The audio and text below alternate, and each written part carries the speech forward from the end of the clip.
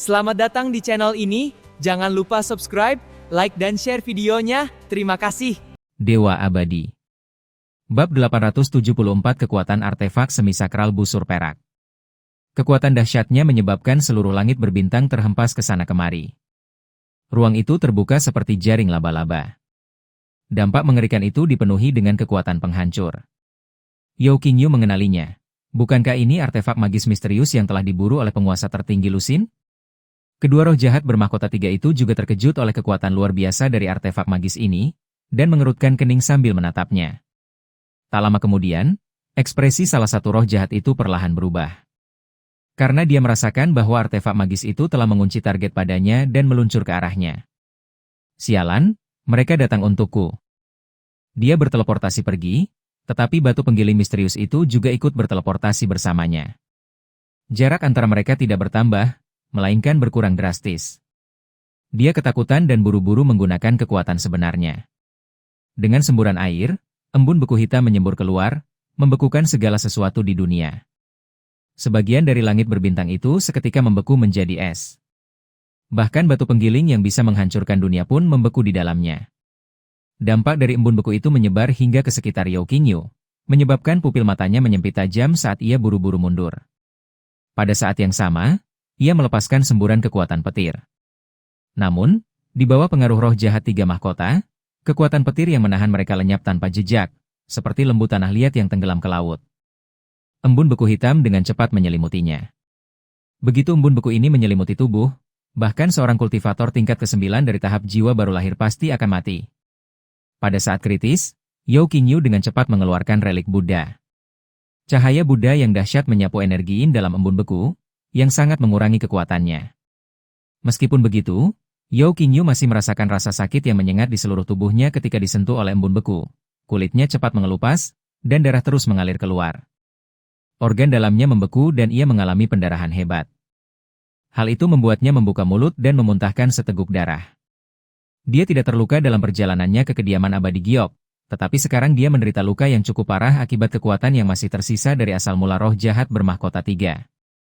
Dia menoleh dengan kesal. Namun kemudian batu penggiling penghancur dunia, yang sempat membeku, tiba-tiba mulai berputar dengan kecepatan tinggi, menghancurkan es dan kemudian menghantamnya dengan cepat. Dengan suara, "Poof," yang lembut. Di tengah jeritan ketakutan roh jahat bermahkota 3, bangunan itu seketika hancur menjadi kabut darah. Yao Qingyu melirik roh jahat bermahkota 3 lainnya, matanya berkilat dengan niat membunuh, lalu mengeluarkan busur bintang Xuantian, sebuah artefak semi-saint. Pasang anak panah pada busur, tarik busur, dan tembakan anak panah. Roh jahat bermahkota 3 itu merasakan sesuatu dan berseru dengan ngeri. Sebuah artefak yang hampir sakral? Tanpa berpikir panjang, dia menerobos kehampaan dan melarikan diri ke dalamnya. Bahkan Sang Maha Pencipta pun tak akan berani menghadapi serangan artefak yang hampir sakral dari jarak dekat. Apakah manusia ini benar-benar memiliki senjata mematikan seperti itu? Suara mendesing. Anak panah itu, yang membawa niat membunuh yang dahsyat, menembus ruang angkasa dan melesat ke kehampaan. Sesaat kemudian, terdengar jeritan melengking. Roh jahat bermahkota 3 itu jatuh dari kehampaan, dengan lubang sebesar mangkuk menembus punggungnya. Lendir hitam terus menyembur keluar darinya. Dia mencoba menggunakan kemampuan regenerasi yang kuat dari roh jahat itu untuk menyembuhkan luka-lukanya. Namun, kekuatan dahsyat panah tersebut menyebabkan luka menyebar dan membesar hingga akhirnya seluruh dada robek. "Tidak, aku tidak ingin mati yang mulia, tolong selamatkan aku." Lalu dia memejamkan matanya dan berubah menjadi lendir hitam yang mengalir pergi. Yao Qingyu mengangkat tangannya dan meraih, "Kembali." Desir. Anak panah yang tadinya ditembakkan jauh itu kembali. Namun, cahayanya meredup konsiderably dan menjadi agak ilusi. Akan sulit untuk melepaskan kekuatan untuk membunuh 3 tanda pembusukan dalam makhluk surgawi lagi. Yao Qingyu merasakan gelombang kekecewaan. Memiliki busur panah tidak ada gunanya tanpa anak panah yang ampuh. Hanya ada satu anak panah, dan tampaknya itu adalah barang sekali pakai. Setelah habis digunakan, anak panah itu hilang. Ia tak kuasa menahan penyesalan, seharusnya aku membangunkan gadis kecil itu dan memeriksa perangkat penyimpanan spasialnya. Kita bisa hidup tanpa hal lain, tetapi kita harus mendapatkan anak panah tambahan. Dengan busur ini, menghadapi roh jahat Naschen Sol yang sendirian dan sulit ditangani menjadi jauh lebih mudah. Ledakan. Pada saat ini, batu penggiling penghancur dunia yang telah memusnahkan roh jahat bermahkota 3 tampaknya telah kehabisan kekuatannya dan tanpa daya tenggelam ke dalam meteorit raksasa. Yao Qingyu dengan cepat terbang mendekat, sambil menangkupkan kedua tangannya sebagai tanda salam. Terima kasih atas bantuanmu, sesama penganut Taoisme di dalam. Seandainya bukan karena bantuan mereka dalam mengalahkan roh jahat bermahkota 3, keadaan akan menjadi sangat merepotkan hari ini. Berderak. Suara gesekan logam. Sebuah jalan keluar berbentuk lingkaran muncul di batu penggiling penghancur dunia, satu besar dan satu kecil, dari mana dua gadis melompat keluar. Yao Qingyu terkejut. Hong Luan? Seorang anak kecil? Kenapa harus kamu? Hong Luan baik-baik saja, tetapi gadis surgawi tertinggi menatapnya dengan mata terbelalak, suaranya masih kekanak-kanakan. Beraninya kau? Coba perlakukan aku seperti anak kecil lagi. Yao Qingyu tampak bingung. Suara gadis kecil itu kekanak-kanakan, tetapi nadanya cukup dewasa. Mungkinkah sebenarnya dia sudah dewasa, tetapi karena suatu alasan, dia berubah menjadi gadis kecil? Selain itu, ia memperhatikan bahwa gadis kecil itu lebih kecil daripada saat mereka berpisah. Dulu dia berumur 6 tahun, tetapi sekarang dia terlihat baru berusia 4 atau 5 tahun. Ini sudah cukup untuk mengkonfirmasi dugaannya. Tentu saja, Yao Qingyu hanya bisa berpura-pura tidak tahu. Lagi pula, dia sudah menepuk pantatnya. Untuk menghindari rasa malu, saya tidak punya pilihan selain menelan pil pahit dan terus memperlakukannya seperti anak kecil. Anak kecil, kau sudah bangun. Aku tidak bermaksud membuatmu pingsan. Siapa yang menyuruhmu menyergapku? Hah? Tawa sang gadis surgawi bukanlah suatu kesengajaan. Dia memukulku beberapa kali berturut-turut. Jika itu bukan disengaja, maka itu memang disengaja. Yao Qingyu terlalu malas untuk berdebat dengannya. Tatapannya tertuju pada batu penggilingan yang membara dan mampu menghancurkan dunia di belakang mereka. Lalu dia berkata, seberapa berbahayakah bagi anak sekecil itu untuk bermain dengan sesuatu seperti ini? Biar kusimpan untukmu dulu. Sang perawan surgawi sangat marah hingga hidungnya menjadi bengkok, dan dia segera menyingkirkan batu penggiling yang dapat menghancurkan dunia itu. Bajingan itu, dia bisa mengambil apa saja. Inilah harta karun tertinggi dari gadis jahat itu. Mengingat temperamen wanita jahat itu, siapapun yang berani mencuri senjata sihirnya, bahkan jika mereka berhasil lolos dari aliansi 4 bintang, dia akan memburu mereka sampai akhir. Yao Qingyu tampak kecewa dan berkata, baiklah, karena kau enggan, aku tidak akan memaksamu. Kamu masih punya beberapa anak panah ini, suruh saudaramu menyimpannya untukmu. Dia mengeluarkan anak panah yang tumpul. Sang gadis surgawi agung terkekeh, setelah merasakan manisnya busur bintang misterius miliknya, dia masih mendambakannya. Tidak. Tidak satu pun. Tatapan Yao Qingyu menjelajahi tubuhnya, mencari perangkat penyimpanan ruangnya, dan bertanya-tanya apakah ia harus memukulinya lagi untuk mendapatkan beberapa peralatan. Sang gadis surgawi memutar matanya, tetapi tidak punya waktu untuk berdebat dengannya. Dia mendesak, Hong Luan, ayo kita masuk cepat. Penguasa tertinggi pembantai hati sedang mengejar kita. Jika mereka tidak pergi sekarang, mereka akan mati di sini. Hong Luan tak berani menunda, mengangkat gadis surgawi tertinggi dan melompat ke celah langit berbintang. Yao Qingyu juga terkejut dan curiga. Mungkinkah penguasa tertinggi pembantai hati masih memburu mereka? Wow! Dia merasakan hawa dingin menjalar di punggungnya dan dengan tegas menggunakan teknik bumi menyusut. Dalam sekejap, ia menyusul Hong Luan dan terjun bebas ke dalam celah di langit berbintang. Hong Luan tertawa marah, bajingan itu, dia kabur lebih cepat dari siapapun saat ada masalah. Namun, sesaat kemudian, ekspresinya membeku. Karena Yao Qingyu tiba-tiba berhenti. Hong Luan memusatkan pandangannya dan melihat penghalang spasial tak terlihat yang menutup celah spasial yang sangat besar itu. Sang penakluk hati tertinggi telah tertangkap. Bab 875 marah. Hong Luan berhenti, raut wajahnya menunjukkan sedikit keputusasaan, lalu berkata, semuanya sudah berakhir. Tidak ada tempat lagi untuk pergi. Yao Qingyu juga tampak muram, dia benar-benar telah menderita banyak kesulitan. Setelah nyaris lolos dari kejaran roh jahat, mereka kemudian ditangkap oleh penguasa tertinggi pembunuh hati yang bahkan lebih ganas. Dia menggertakkan giginya dan berkata, kalian berdua dikutuk dengan nasib buruk, kenapa kalian tidak datang ke sisiku? Aku hanya bisa melakukan yang terbaik untuk melindungimu kali ini saja. Tidak ada cara lain. Ketika berhadapan dengan makhluk mengerikan seperti sang pembunuh hati tertinggi, satu-satunya pilihan adalah menggunakan mutiara petir penghancur dunia. Apakah itu akan berhasil atau tidak, hanya Tuhan yang tahu. Hongluan ragu sejenak, tetapi tetap menghampiri Yao Qingyu, untuk berjaga-jaga jika orang ini benar-benar memiliki metode yang ampuh. Ketiganya berkerumun bersama, dengan hati-hati melihat sekeliling. Sebuah suara serak dan mengejek muncul tanpa peringatan tepat di depan mereka. Permainan kejar-kejaran yang membosankan ini harus diakhiri. Seorang lelaki tua berjubah hitam, berbau busuk dan membusuk, muncul dengan tangan di belakang punggungnya. Saat muncul, ia melepaskan tekanan mengerikan dari 5 tanda kehancuran langit dan manusia. Berdebar. Di bawah tekanan yang begitu mengerikan, Hongluan tidak berdaya untuk melawan dan roboh ke tanah. Sang gadis surgawi, setelah kehilangan seluruh kultivasinya, juga ambruk, wajahnya menunjukkan kesedihan yang mendalam. Setelah mendapat pelajaran berharga sekali, penguasa pembantaian tertinggi tidak akan memberinya kesempatan lagi. Namun, yang mengejutkan dirinya, serta Hongluan dan terlebih lagi penguasa tertinggi kehancuran tanpa hati, adalah Yao Qingyu berdiri di sana tanpa terluka.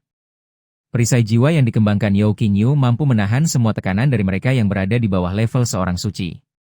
Kaisar pembunuh jantung tertinggi tidak memenuhi syarat. Kau? Sang penguasa pembunuh hati merasakan aura Yao Qingyu. Dialah yang selama ini bersembunyi. Dia menatap Yao Qingyu dengan tatapan dingin, kau ternyata tidak takut dengan tekananku. Sepertinya kau memang memiliki sesuatu yang luar biasa. Terakhir kali aku membiarkanmu lolos, tapi karena kali ini kau bersekutu dengan kedua orang ini, aku akan mengurusmu juga. 5 tanda api berkobar di atas kepalanya, menandakan bahwa dia akan melepaskan kekuatan terpendamnya. Ekspresi Yao Qingyu berubah serius saat dia diam-diam menggenggam perangkat penyimpanan ruangnya, menunjukkan bahwa dia benar-benar akan bertarung sampai mati. Namun, sebelum itu, dia masih perlu memberitahu penguasa pembunuh hati tentang situasi roh jahat tersebut, dengan mengatakan, "Penguasa tertinggi pembantai hati, tunggu sampai aku selesai berbicara sebelum kau bergerak."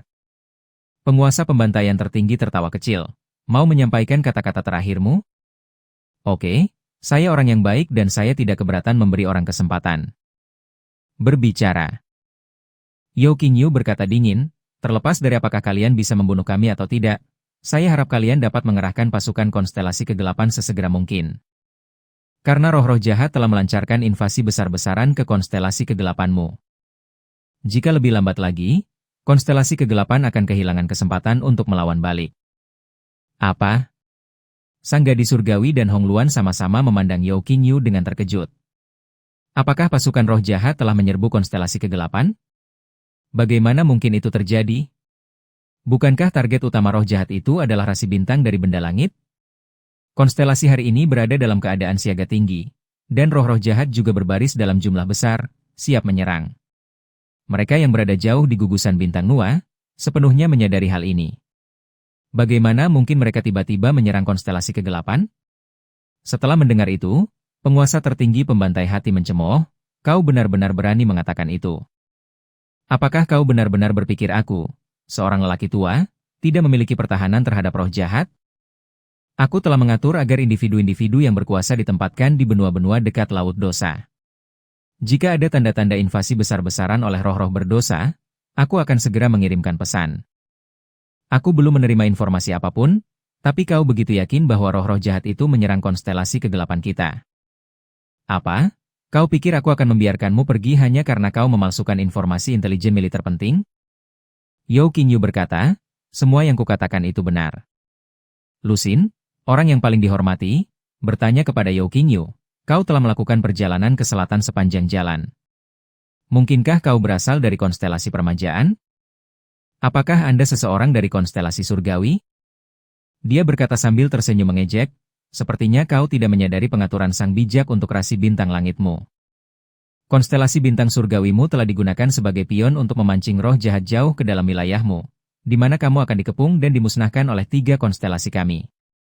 Karena roh-roh jahat telah melancarkan serangan besar-besaran terhadap konstelasi surgawi kalian, mustahil bagi mereka untuk menyerang konstelasi kegelapan kami.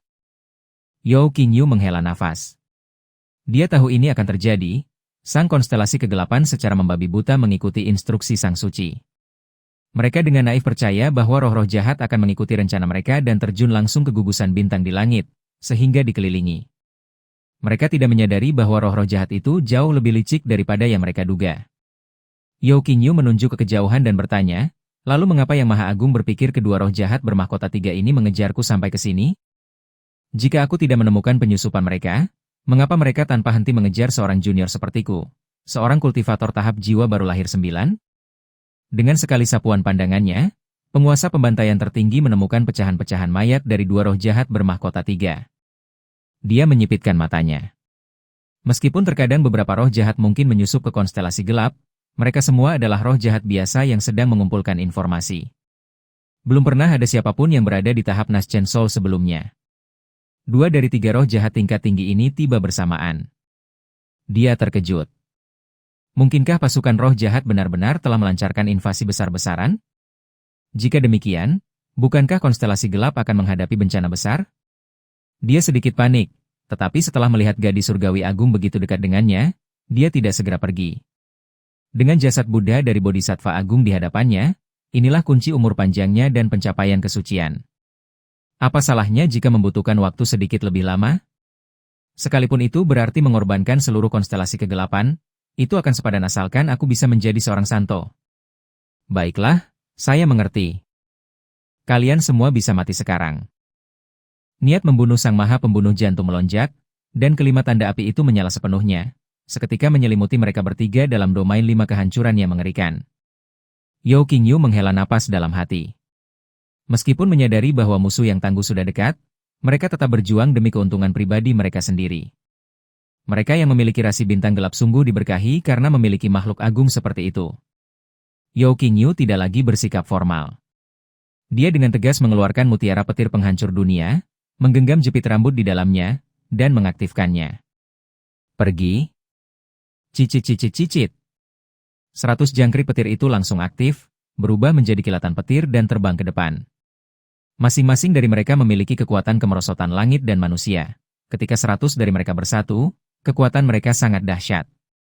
Domain peluruhan surgawi, yang merupakan teknik pembunuhan pamungkas dari penguasa tertinggi pembunuh hati, sebenarnya dihancurkan oleh 100 jangkrik petir.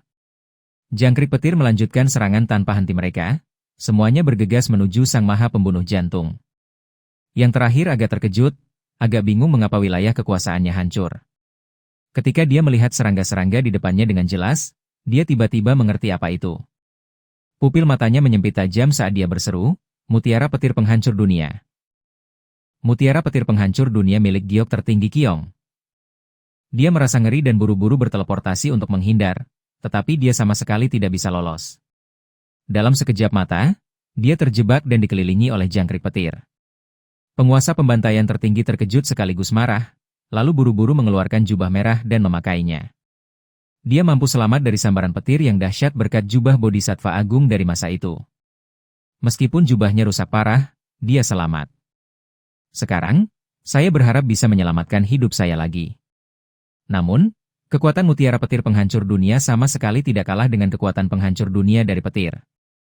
Jubah itu sudah robek, jadi hasilnya bisa diprediksi. Ah! Kaisar pembunuh jantung tertinggi mengeluarkan jeritan yang mengerikan. Setelah suara jangkrik petir mereda, sisa-sisa mengerikan dari Sang Maha Pembunuh Jantung pun terungkap. Bab 876 menembus pertahanan besar. Di balik jubah itu, tubuhnya yang sudah membusuk terbakar menjadi tumpukan hangus yang penuh lubang. Asap hitam mengepul dari tubuhnya, dan gumpalan darah hitam merembes keluar dari lubang tersebut. Seandainya matanya tidak masih bisa bergerak, semua orang pasti akan mengira dia sudah meninggal. Energi vitalnya telah melemah secara signifikan. Mata Hong Luan membelalak, dan dia bergumam kaget. Guru, apakah mutiara petir penghancur dunia dari giok tertinggi Qiong begitu menakutkan? Sang Mahagadi Surgawi juga agak terkejut, seperti yang diharapkan dari Sang Mahagadi Surgawi yang dipuji sebagai yang terkuat dalam 200 tahun terakhir. Jika dia masih hidup, memegang mutiara petir penghancur dunia, siapa di dunia ini yang bisa menyainginya? Namun, Yao Qingyu benar-benar tercela. Aku penasaran kemana perginya jangkrik petir yang menyerang mereka.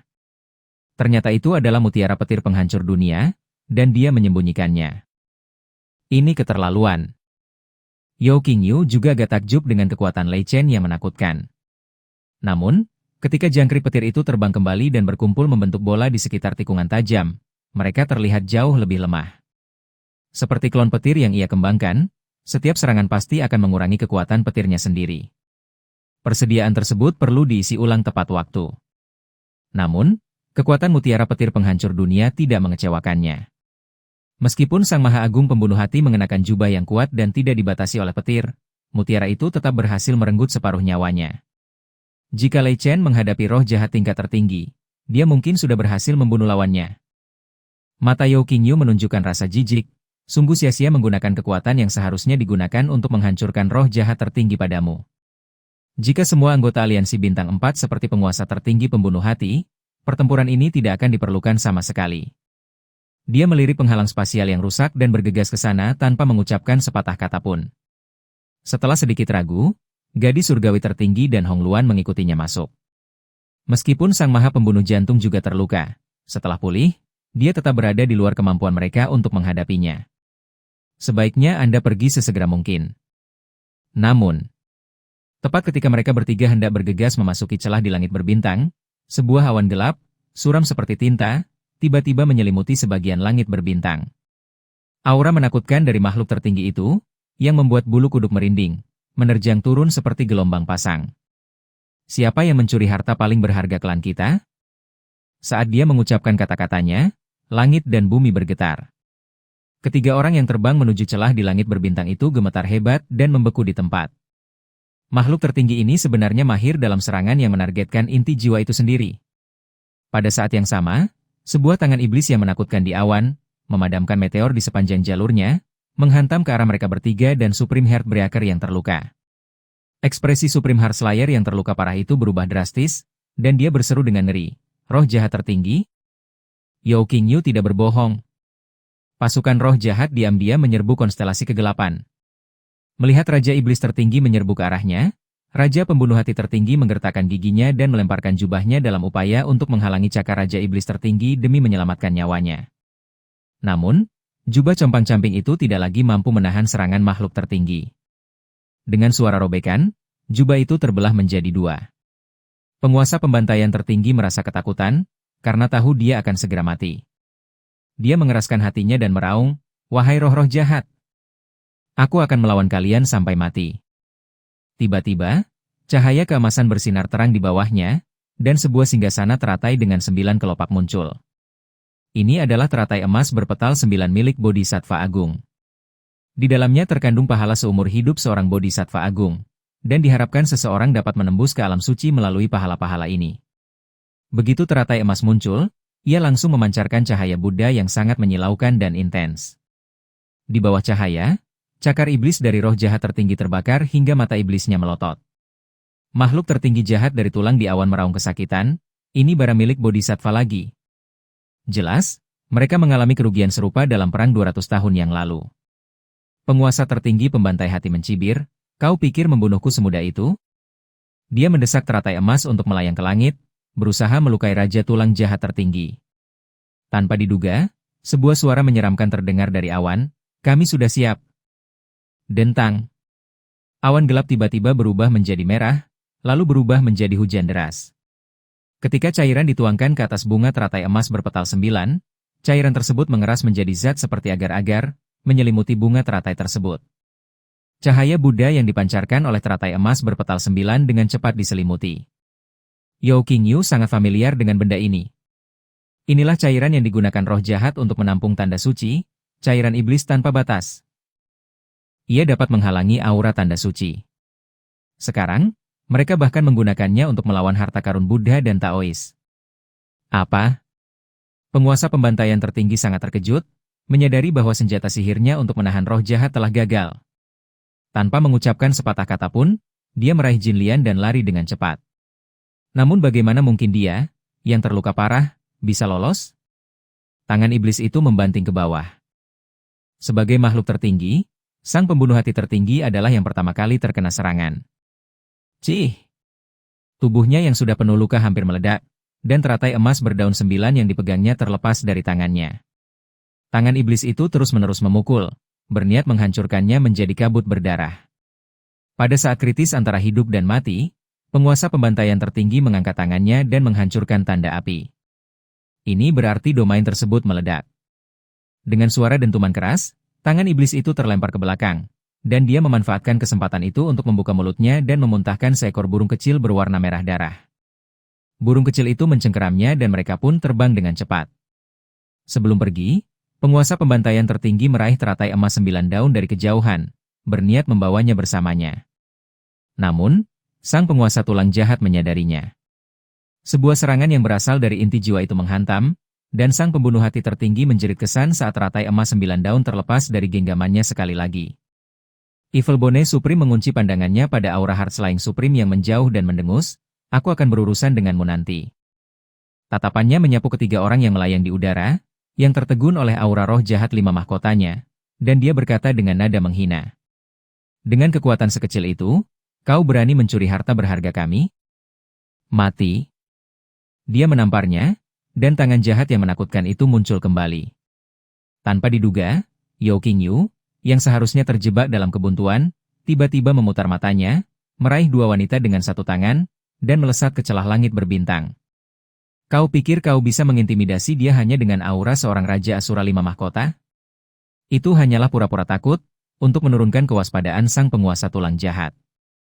"Apa?" Sang penguasa tulang jahat memukul udara kosong dengan telapak tangannya, menatap celah gelap di langit berbintang di hadapannya, dan meraung, "Manusia, keluar dari sini." Yang mengejutkan semua orang, Yao Qingyu tidak keluar. Evil Bone Supreme juga merasakan fluktuasi spasial yang tidak biasa di belakangnya. Sambil menoleh, "Aku sangat marah hingga rasanya paru-paruku akan meledak." Sebuah jaring ikan muncul dari kehampaan, menyelimuti teratai emas berpetal 9 dan 2 jubah usang. "Berhenti." Dia berteleportasi dan meraih jaring ikan. Namun jaring ikan itu berdesir dan menghilang kembali tanpa jejak. Dia meleset dari sasaran. "Manusia." Dengan raungan, awan gelap di langit meledak dan menghilang. Sosok humanoid kekar dan kental dengan 5 tanda mahkota di kepalanya tak lain adalah Evil Bone Supreme, yang secara pribadi telah menghancurkan seluruh benua. Namun, ia tidak lagi setenang sebelumnya. Sekarang ia marah dan melontarkan kata-kata kasar. "Manusia, dasar bajingan keparat. Aku akan melawanmu sampai mati." Sebaliknya, tawar yang bergema dari celah-celah di langit berbintang. "Kasaya, hahaha, sungguh harta karun. Satu bagian bisa dibuat menjadi celana, dan bagian lainnya menjadi kemeja. Apa ini? Teratai emas berpetal 9 dari Buddhisme atau Taoisme? Aku menyukainya, ini semua milikku sekarang." Sang penguasa tulang jahat kembali menerobos pertahanannya, bertingkah seperti wanita cerewet yang mengumpat di jalanan.